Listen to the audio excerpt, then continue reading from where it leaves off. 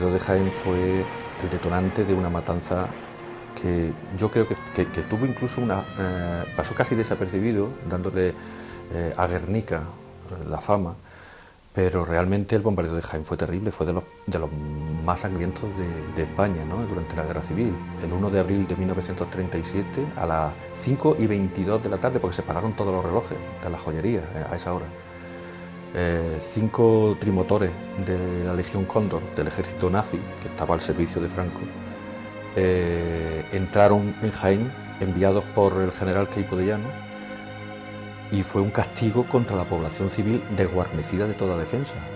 Y entraron por Jabalcuz, dieron la vuelta por Jabalcuz para que no se les viera, entraron en la diagonal que atraviesa San Ildefonso, la Plaza de las Palmeras y la calle Fontanilla, que es donde está la calle Mesones, o Federico Mendizábal, creo que se llama ahora, arrojando pues unas de bombas que causó pues 158 muertos y más de 300 heridos graves, ¿no?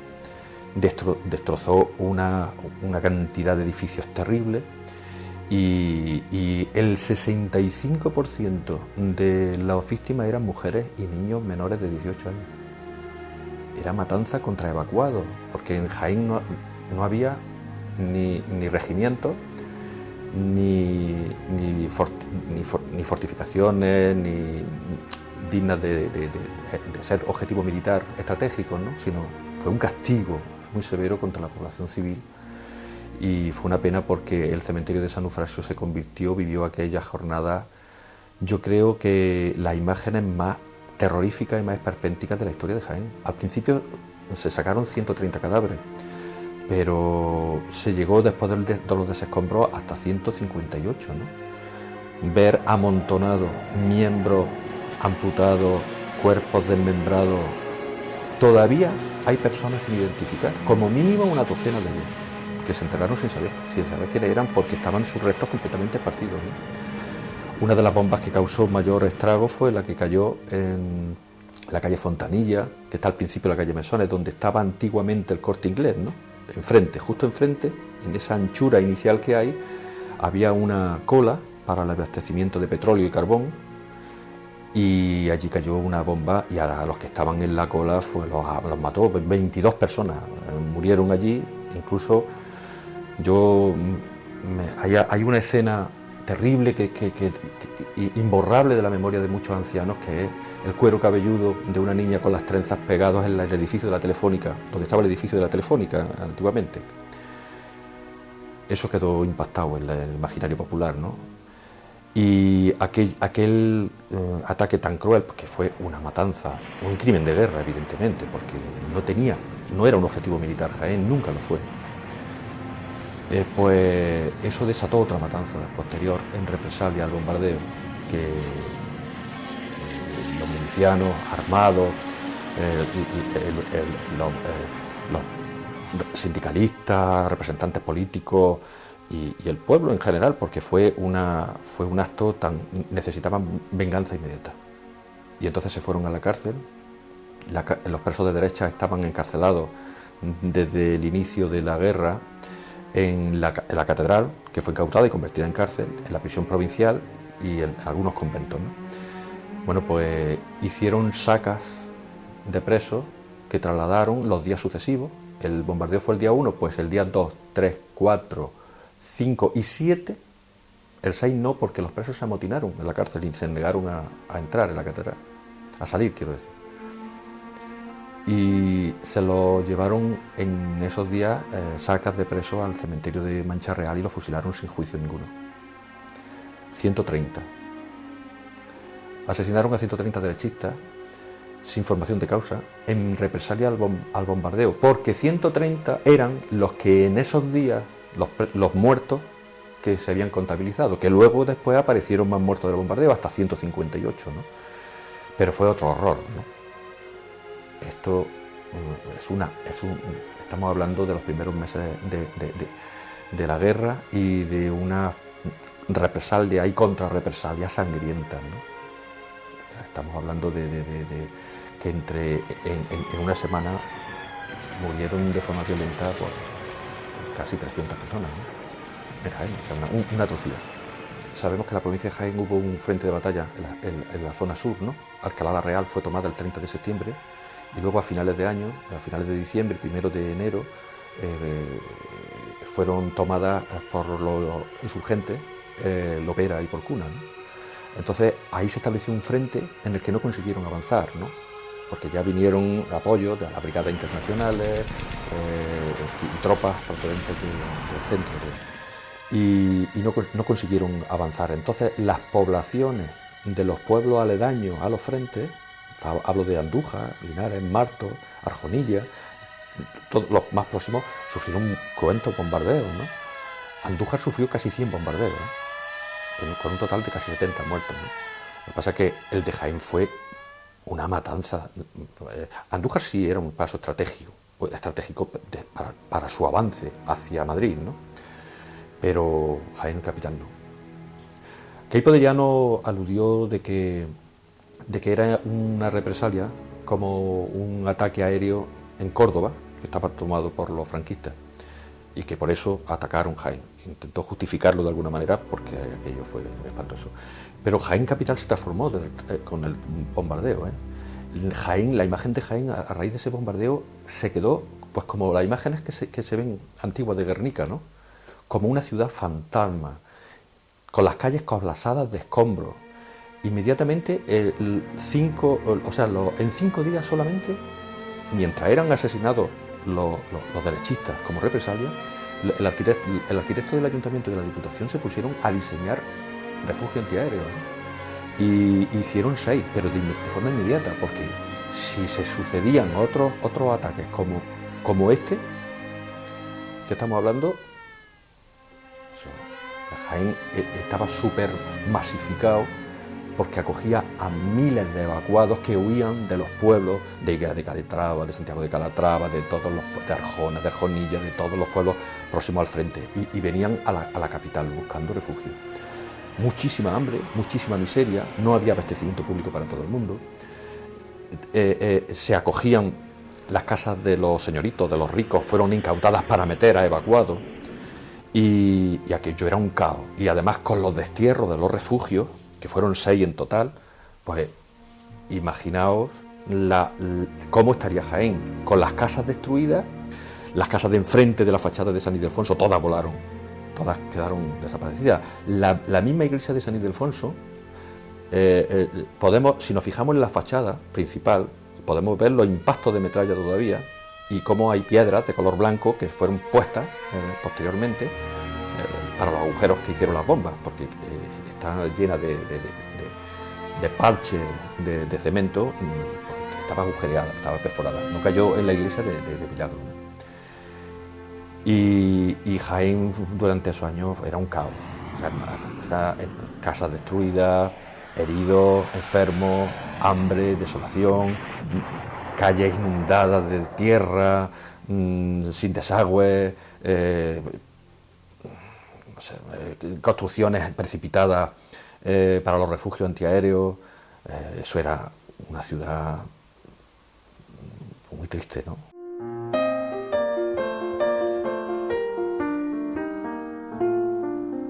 Cervantes era un espacio con un encanto especial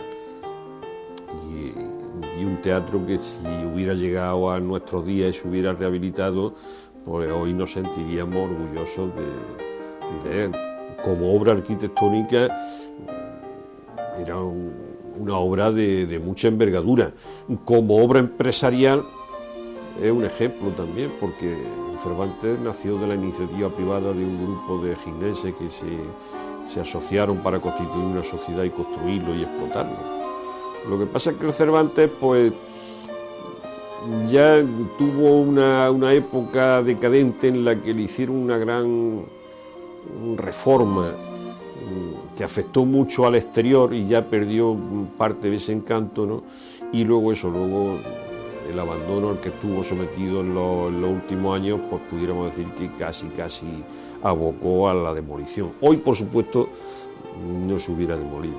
Fue una obra de carácter privado, aunque el diseño lógicamente lo hizo un arquitecto. El que realmente llevó la dirección de obra pues fue un señor, don Rafael Sagrista, que era militar, no era precisamente arquitecto, pero que actuaba como arquitecto y que dejó muy buenas muestras en la arquitectura de Jaén. Entonces él estuvo pendiente de la evolución de la obra y consiguió que al final pues constituyera eso no solamente un teatro, sino un edificio, como ahora se dice, emblemático para Jaén.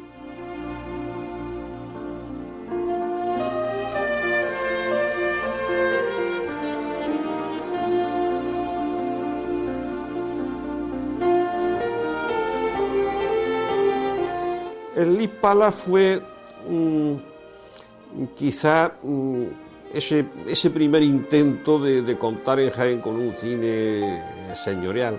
No tenía capacidad, aunque algunas veces se hicieron algunas cosas, pero no tenía capacidad para teatro, ni se hicieron algunas veces espectáculos que entonces se llamaban de variedad, de cantantes, estos de tipo popular, y se hicieron también algunos actos de cierta solemnidad, pero en realidad era un cine.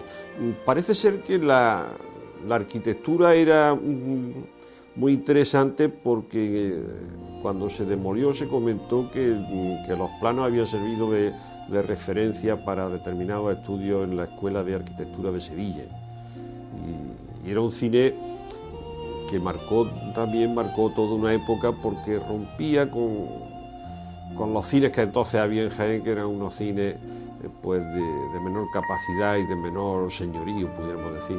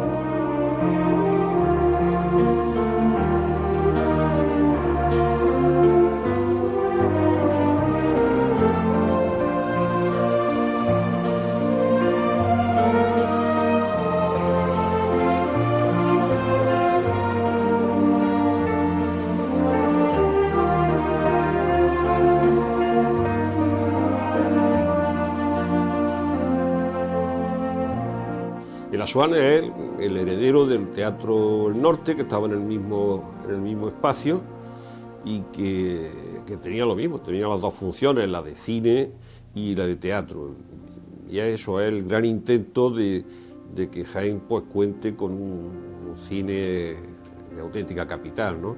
Y un espacio de un uso polivalente, apto para conciertos, para funciones de teatro, para proyecciones cinematográficas, incluso para actos públicos de cierta solemnidad. Marcó toda una época. Tras la desaparición del Cervantes, era el único espacio escénico de cierta dignidad que había en Jaén.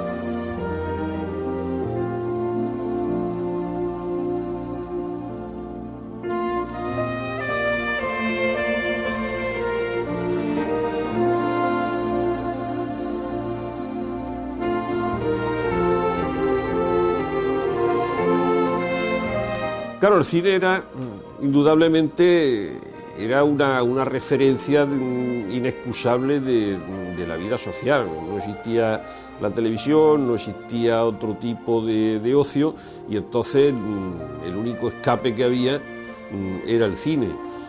El hecho de que además los cines tuviesen distintos tipos de localidades a distintos precios, pues eso posibilitaba el que el cine fuera un sitio accesible a todas las clases sociales. Y claro, había una gran demanda. Hay que tener en cuenta que, en primer lugar, que hubo muchos cines, y luego todos los cines daban 3 sesiones diarias. Y bueno, eran rentables, ¿no? Y no digamos en el verano, donde la afluencia era prácticamente masiva con el gran número de cines que había entonces abiertos en Jaén. De los cines de invierno, pues estaba el Cervantes, el Tarimelia, y un cine que era quizás el más popular, que fue el Iris Pac, que luego se transformó en el España y que luego hubo que transformar en el San Carlos, porque ese cine era el que aglutinaba, pudiéramos decir, a toda la picaresca, toda la golfería de los golfillos de Jaén, ¿no? Por eso cuando se le hizo la gran reforma le cambiaron hasta el nombre de España por el San Carlos, porque era un cine que no tenía muy buena fama por la clientela que lo frecuentaba. Amor, yo sé que quieres llevarte mi... La carrera de Jesús es la manifestación de ese momento en que Jaén deja de ser una ciudad medieval y empieza a expandirse por la zona de lo que entonces se denominaba el arrabal de las monjas. Al ser una zona de expansión, es una zona donde empiezan a levantarse las casas de las grandes familias de nobles de Jaén, y eso pues da origen a que se vaya creando una vía en la que la apertura de las 2 grandes casas carmelitanas, del convento de San José de los Carmelitas Descalzos y del monasterio de Santa Teresa, de las Madres Carmelitas Descalzas, pues le da un carácter muy especial, que unido a la proximidad con la catedral, pues la convierte durante muchísimos años en una de las vías más señoriales de Jaén.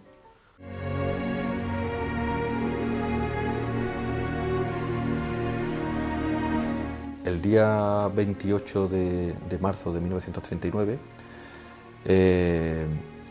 acabó la guerra ya. El 1 de abril fue el primer parte de guerra, de final de la guerra, emitido por Franco, pero le tenían cierto miedo a entrar en Jaén, porque sabían que era un feudo republicano muy fuerte.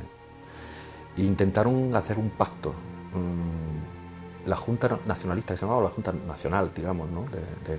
Con la Quinta Columna, miembros de la Quinta Columna, como el comandante José Villagrán, y negociaron la rendición con las autoridades republicanas, el diputado Alejandro Pérez Caruana, el alcalde José Campos Perabá, el teniente coronel José Cuerda. Entregaron la ciudad con un pacto de que podían dejarle escapar hacia el exilio, a embarcarse a Alicante, y se formó una caravana de muchos socialistas, comunistas, anarquistas, concejales, diputados, alcaldes de muchos pueblos, y les dieron 15 días para salir, pero los desarmaron al salir, los dejaron marchar, pero era una trampa, porque en la mitad del camino los interceptaron, se rompió la caravana, fueron cayendo uno a uno, todos fueron fusilados, la mayoría. Estos que acabo de decir, estas autoridades fueron fusiladas también. Y bueno, y aquel día el comandante, que había estado en Jaén y no había sido reprimido, ¿no? José Villagrán, junto con otros falangistas, emitió un comunicado por Radio Jaén, y luego intervinieron el comandante José Villagrán y otros falangistas diciendo que ya había sido tomada la ciudad y que tal, que cual, ¿no? Los frentes de batalla son lógicos en todas las guerras. Los hombres van a matar y a morir a un frente de batalla, pero donde se palpa el odio químicamente puro de los dos bandos es en la retaguardia. sobre todo en los primeros meses del golpe de Estado. A partir del 18 de julio, los primeros meses, los 5 o 6 primeros meses, es tremendo cómo cada bando en la zona que controla aplica su justicia, entre comillas, ¿no? Que es el aniquilamiento del enemigo. Los 6 primeros meses de guerra fueron crueles, muy crueles, pero por los dos bandos. Ahora mismo que estamos viendo en televisión que hay muchísimas familias que quieren encontrar a sus desaparecidos muertos, observamos que la mayoría son del 36, pero en las zonas que fueron ocupadas por Franco. En Sevilla, en Córdoba, en Burgos, en León, en zonas donde rápidamente fueron, y ahí se hicieron matanzas indiscriminadas. En Jaén no se pudieron hacer porque Franco no consiguió entrar. Sí lo hizo en Granada, por ejemplo. Y entonces pues no consiguieron entrar, y las noticias que llegaban a la retaguardia republicana, como Jaén, de las matanzas que estaban cometiendo los republicanos, aquí hicieron lo mismo los republicanos, le hicieron lo mismo. Aquí se asesinaron yo tengo recogido 1900 y pico de víctimas causadas por la izquierda, sin formación de causas, quitando 50 y tantos que fueron condenados por el Tribunal Popular en el tiro nacional en Jaén, fusilados, ¿no? De todo eso Franco pasaría factura después, porque las matanzas las hacía él en las zonas que controlaba, pero como Jaén no lo controlaba, aquí no podía matar, solamente podía bombardear, que lo hizo. Pero cuando entró se desquitó, porque fueron muertas entre fusilamientos, entre torturas, malos tratos en locales de Falange, comisarías de policía, cárceles, prisiones habilitadas, muertes en prisión, en salas de interrogatorio, 3.317 tengo contabilizadas. Y esto es una cifra de mínimos, mínimos demostrables. Es decir, 1.000 muertos más que durante la guerra, pero estamos hablando de un periodo de paz. Es decir, ya la guerra se ha acabado, fusilando hasta casi los años 50. Hasta el año 49 fue el último que se fusiló, pero seguían muriendo en las cárceles. Estamos hablando de casi 6.000 muertos, solo en la retaguardia, Aparte, los frentes de batalla, ¿no? Estamos hablando de tragedias importantes, ¿no? Un episodio muy negro de nuestra historia, ¿no? Que conviene aprender de ello para que no se vuelva a repetir, ¿no? Que parece que está todavía sobrevolando, 70 y tantos años después, está sobrevolando todavía el fantasma de la derecha y de la izquierda y de la represión franquista, y del terror rojo, y de las sacas de Paracuellos de Jarama, está todavía sobrevolando y creo que no hay que olvidar, hay que aprender a convivir con el pasado para mejorar el futuro.